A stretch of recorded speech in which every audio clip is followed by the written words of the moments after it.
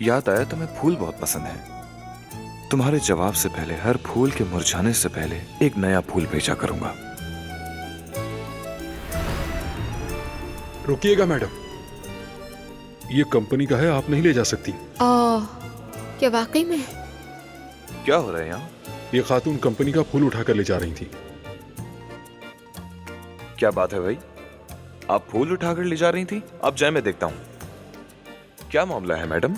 मुझे नहीं पता था कि डेकोर के लिए है। आपको नहीं पता था तो आपने क्या समझा? मैंने सोचा कि इसे लोग ले जा सकते हैं इसे अपने साथ जाते वक्त। नहीं, आमतौर पर इसे कोई ले जा नहीं सकता, मगर आपको इजाजत है, आप जो चाहे ले जा सकती हैं मैडम। नहीं, बहुत शुक्रिया, मुझे नहीं चाहिए, आप रखें। ठीक है, रख लेता हूँ। तो फिर मैं चलती हूँ। फिर मिलेंगे।